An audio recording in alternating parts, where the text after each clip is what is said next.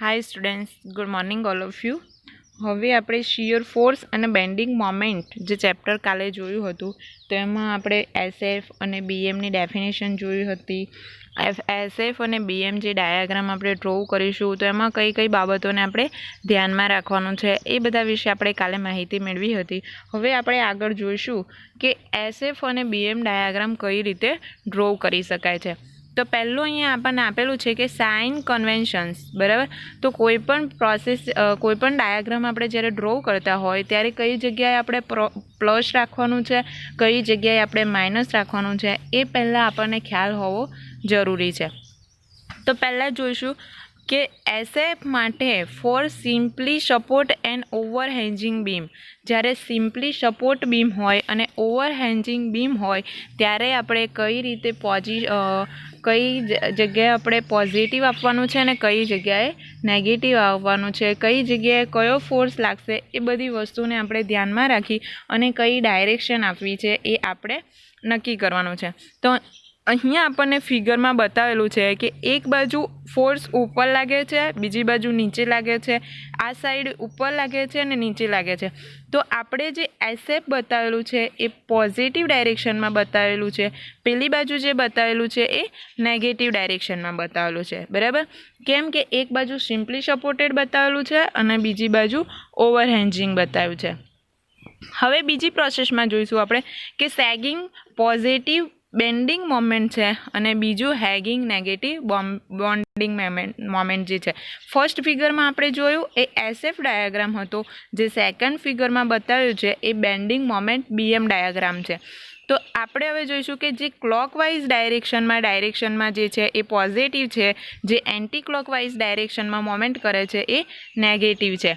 તો હવે જોઈશું કે ડિટરમાઇન્ડ એન્ડ ઇનડિટરમાઇન્ડ બીમ. તો જ્યારે આપણે કોઈ બીમ ડ્રો કરતા હોય, મતલબ કોઈ પણ બીમ આપેલો છે, કોઈ પણ સેક્શન આપેલો છે, તો એના ઉપર જ્યારે આપણે એસએફ અને બીએમ ડાયાગ્રામ ડ્રો કરતા હોય તો કયા ઇક્વેશનને ધ્યાનમાં રાખી અને આપણે એને ડ્રો કરવાનું છે.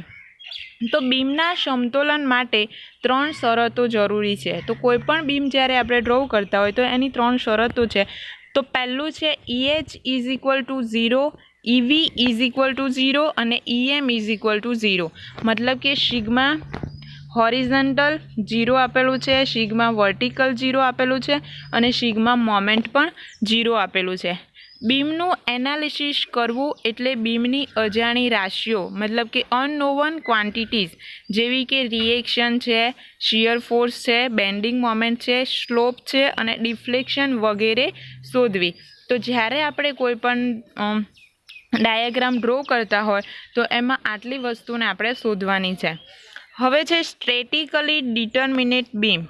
તો સ્ટ્રેટિકલી જ્યારે બીમ ડ્રો કરતા હોય આપણે તો શું છે કે કોને કહેવાય, જે બીમનું એનાલિસિસ સમતોલનની 3 શરતો sigma H is equal to 0, sigma V is equal to 0 અને sigma M is equal to 0ની મદદથી થઈ શકે તેને સ્ટ્રેટિકલી ડિટર્મિનેટ બીમ કહેવામાં આવે છે. હવે કોઈ પણ બીમ છે એ ત્રણેય શરતો જે છે, ત્રણેય શરતોને લાગુ પડતો હોય તો એને સ્ટ્રેટિકલી ડિટર્મિનેટ બીમ કહેવાય છે. એટલે જ્યાં સુધી કોઈ પણ બીમમાં 3 કે 3થી ઓછી અનનોન ક્વોન્ટિટી હોય ત્યાં સુધી આ અનનોન ક્વોન્ટિટી ઉપર દર્શાવેલ 3 સમતોલનની શરતોની મદદથી શોધી શકાય છે. આમ સ્ટ્રેટિકલી ડિટર્મિનેટ બીમમાં અનનોન સંખ્યા 3 કે 3થી ઓછી હોવી જોઈએ. હવે જોઈએ આપણે કે સ્ટ્રેટિકલી ડિટર્મિનેટ બીમ જે છે એના ઉદાહરણો જોઈશે. તો કે કઈ રીતે એ બીમ લટકાવેલો હોય છે. તો પહેલું છે સાદી રીતે ટેકવેલ બીમ, મતલબ કે સિમ્પલી સપોર્ટેડ. બીજો છે કેન્ટિલીવર બીમ અને ત્રીજો છે ઓવરહેંજ બીમ. તો આ 3 ટાઈપ્સના જે બીમ છે એને આપણે ફિગરમાં કઈ રીતે ડ્રો કરવાનું છે, ફિગરમાં આપણને કઈ રીતે આપેલો છે એ હવે આપણે આગળ જોઈએ. કે સ્ટ્રેટિકલી ઇનડિટર્મિનેટ બીમ, જે પહેલાં હતા એ ડિટર્મિનેટ હતા, હવે જે છે ઇનડિટર્મિનેટ છે.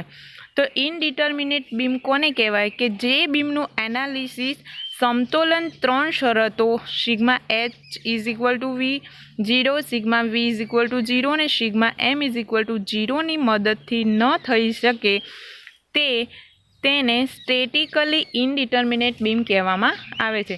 જ્યારે 3 શરતોને લાગુ પડીને થઈ શકે એને ડિટર્મિનેટ કહેવાય, જ્યારે 3 શરતોને લાગુ થઈને ના થઈ શકતું હોય એને ઇનડિટર્મિનેટ કહેવાય. હવે છે સ્ટેટિકલી ઇનડિટર્મિનેટ બીમમાં અનનોનની સંખ્યા સમતોલનની શરતો કરતાં વધારે હોય છે, એટલે કે અનનોવનની સંખ્યા કરતાં વધારે હોય છે. તો આમાં આપણે કયા કયા બીમ શોધી શકીએ છીએ? તો પહેલું છે ફિક્સ બીમ, મતલબ કે કોઈ પણ એક જગ્યાએથી ફિક્સ કરેલો હશે. બીજો છે કન્ટિન્યુઅસ બીમ, મતલબ કે આની પ્રોસેસ જે છે એ કન્ટિન્યુઅસ મતલબ ચાલુ હશે. અને થર્ડ છે પ્રોડ કેન્ટિલીવર બીમ. ઓકે, તો હવે છે કે SF અને BM diagram for standard cases. તો આપણને એક ફિગર આપેલી છે. ઓકે, તો ફિગરમાં બધા આપણને વેલ્યુ પણ આપેલી છે. RA આપેલું છે, RB આપેલું છે, W લોડ લાગે છે, એક સિમ્પલી સપોર્ટેડ આપેલું છે. તો હવે આપણે જોઈશું કે એના પરથી આપણે ડાયાગ્રામ કઈ રીતે ફાઇન્ડ કરવાનું છે. તો પહેલું છે કે simply supported beam with a point load at each mild mid span. તો સેન્ટરમાં આપણને W લોડ આપેલો છે. તો જોઈએ આપણે કે load W is at mid point of beam. તો એક બીમ આપેલો છે, બીમની સેન્ટરમાં લોડ W લાગે છે. તો therefore reaction at supports. તો જે સપોર્ટ છે તો એના ઉપર રિએક્શન કેટલું થાય છે એ આપણે શોધવાનું છે. તો RA આપણે ફાઇન્ડ કરીશું. RA is equal two RB. Reaction A અને reaction B is equal to W/2, કેમ કે સેન્ટરમાં લોડ લાગે છે એટલે ડિવાઈડ 2 થશે. હવે જોઈએ કે SF calculation, shear force calculation કઈ રીતે કરવાનું. તો SF એટ A, તો શિયર ફોર્સ A ઉપર કેટલો લાગે છે? તો A is equal to W/2. SF at C, W/2 minus W is equal to minus W/2. અને SF at B is equal to minus W/2. હવે જોઈએ કે BM કેલ્ક્યુલેશન કઈ રીતે કરવાનું કે MA ઇઝ ઇક્વલ ટુ 0.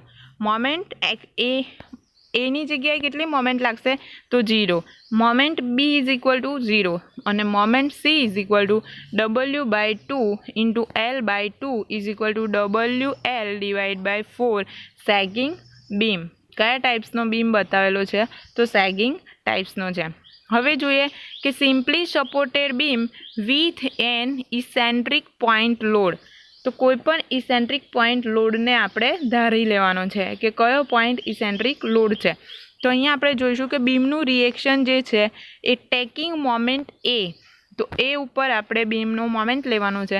તો RB into L is equal two W into A થશે. માટે RB is equal two WA/L થશે અને RA is equal two WB/L થશે. મતલબ કે લોડ ઇન્ટુ એરિયા અને લોડ ઇન્ટુ એની હાઇટ. ઓકે, હવે છે કે એના પરથી આપણે SF શિયર ફોર્સ કેલ્ક્યુલેશન કરવાનું છે. તો શિયર ફોર્સ એ બિંદુએ કેટલું લાગે છે? તો WB/L. શિયર ફોર્સ Cની જગ્યાએ કેટલું લાગે છે? તો WB/L minus W is equal to minus WA/L. અને બીની જગ્યાએ માઇનસ WA/L. કેમ કે WA/L plus WB/L is equal two W થશે. હવે જોઈએ કે BM જે ડાયાગ્રામ છે કેલ્ક્યુલેશન કઈ રીતે કરવાનું છે. તો MA ઇઝ ઇક્વલ ટુ 0 થશે. મોમેન્ટ એ બિંદુની મોમેન્ટ 0 થશે. એના પરથી હવે આપણે SF અને BM ડાયાગ્રામ ફરીથી ડ્રો કરવાનો. જેવી રીતે આપણે વેલ્યુ ફાઇન્ડ કરી હોય એ વેલ્યુને અંદર પુટ કરીને જ્યારે ફરીથી ડ્રો કરશું તો moment B is equal to 0 મળશે. MC ઇઝ ઇક્વલ ટુ મળશે C બિંદુ માટે જે મોમેન્ટ છે એ આપણને મળશે WB/L into A is equal two WAB/L. બરાબર. હવે આપણે જોઈશું કે UDL load, uniform deformation load જ્યારે લાગતો હોય તો કઈ રીતે આપણે વેલ્યુ ફાઇન્ડ કરવાની છે. તો ટેકિંગ મોમેન્ટ એ બિંદુની લેવાની છે. તો RB into L is equal to W into L by 2 માટે આરબી માટે મળશે ડબલ્યુ એલ ડિવાઈડ બાય 2. બરાબર. તો અહીંયા આપણે જે આર એની જે મોમેન્ટ છે, સોરી રિએક્શન એ બિંદુ પર કેટલું થાય છે તો ડબલ્યુ એલ ડિવાઈડ બાય 2. તો એના પરથી આપણે જે ડાયાગ્રામ જે નવી વેલ્યુ મળી છે એના પરથી આપણે જ્યારે ડાયાગ્રામ ડ્રો કરીશું તો જે આપણને કર્વ આકારનો જે ડાયાગ્રામ મળે છે એને આપણે બીએમ ડાયાગ્રામ કહીશું. હવે આપણે જોઈએ કે એસએફ કેલ્ક્યુલેશન કઈ રીતે કરવાનું છે જ્યારે ન્યૂ ડાયાગ્રામ મળશે ત્યારે. તો એસએફ એટ એ પોઈન્ટ માટે ડબલ્યુ એલ બાય 2, સી માટે મળશે W L by 2 minus W into L divide by 2 is equal to 0 અને બી માટે મળશે minus W L divide by 2. તો બીએમ ડાયાગ્રામ એના માટે જ આપણે આ જે કેલ્ક્યુલેશન હતું એ આપણી સિમ્પલી સપોર્ટેડ બીમ માટે હતું. હવે જે છે એ કેન્ટિલીવર માટે આપણે આગળ જોઈશું. તો આના માટે જે બીએમ કેલ્ક્યુલેશન જે હતું એ એમએ ઇઝ ઇક્વલ ટુ 0 અને એમબી ઇઝ ઇક્વલ ટુ 0, જ્યારે MC is equal to W L divide by 2 into L divide by 2 minus W into L divide by 2 into L divide by 4 માટે લાસ્ટમાં આપણને એમસીની value મળશે plus W L square divide by 8. Okay. તો next આપણે જોઈશું કે cantilever beam with point load at free and, કે જ્યારે કોઈ પોઈન્ટ ઉપર લોડ લાગતો હોય પણ કઈ રીતના લોડ લાગે છે કે કેન્ટિલીવર બીમ હોય અને ફ્રી એન્ડ હોય. તો જોઈએ કે ફ્રી એન્ડમાં જ્યારે કેન્ટિલીવર બીમ લાગતો હોય તો કઈ રીતે લાગે છે. ઓકે. તો આપણને અહીંયા એક ફિગર આપેલી છે. તો ફિગરમાં આપણને લોડ આપેલો છે, પ્લસ આપેલું છે અને માઇનસ. તો એસએફ ડાયાગ્રામ પ્લસમાં આપેલો છે અને બીએમ જે ડાયાગ્રામ છે એ માઇનસમાં આપેલો છે. તો કઈ રીતે ફાઇન્ડ કરીશું? તો પહેલાં આપણે જોઈશું કે બંનેની પોઝિટિવ ડાયરેક્શન અને નેગેટિવ ડાયરેક્શન પહેલાં આપણે ક્લિયર કરવાની છે. તો એસએફ માટે પોઝિટિવ ડાયરેક્શન છે અને બીએમ માટે નેગેટિવ ડાયરેક્શન છે. હવે જોઈશું કે એસએફ એટ બી બિંદુ. તો બી ઉપર પ્લસ ડબલ્યુ છે, એ ઉપર પ્લસ ડબલ્યુ છે. B is equal to BM ડાયાગ્રામમાં જોઈશું તો બી ઇઝ ઇક્વલ ટુ 0 છે અને A is equal to minus W L છે. બરાબર. હવે આપણે જોઈશું કે કેન્ટિલીવર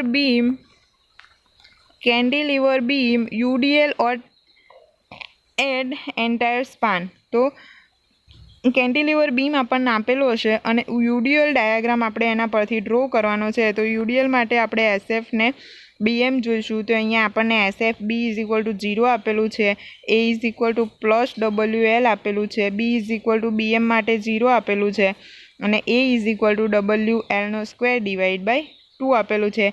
માઇનસની બી માટે માઇનસની નિશાની છે બીએમ ડાયાગ્રામ માટે, એટલે આપણે આગળ બીએમ ડબલ્યુ આની આગળ માઇનસની નિશાની જોઈશું. બરાબર. તો અહીંયા જે આપણે બધા ડાયાગ્રામ જોયા છે કે કેન્ટિલીવર માટે કઈ રીતે હશે, યુડીએલ માટે કઈ રીતે હશે, જ્યારે કેન્ટિલીવર લોડ ફ્રી એન્ડ માટે કઈ રીતે હશે અને સિમ્પલી સપોર્ટેડ બીમ હશે તો યુડીએલ માટે કઈ રીતે હશે અને સિમ્પલી સપોર્ટેડ બીમ હશે તો એના માટે કઈ રીતે આપણે બધા ડાયાગ્રામ ડ્રો કરવાના છે, કઈ રીતે એને એસએફ રિએક્શન ફાઇન્ડ કરવાના છે, કઈ રીતે એની બેન્ડિંગ મોમેન્ટ ફાઇન્ડ કરવાની છે, એ બધું હવે આપણે એક્ઝામ્પલમાં જોઈશું.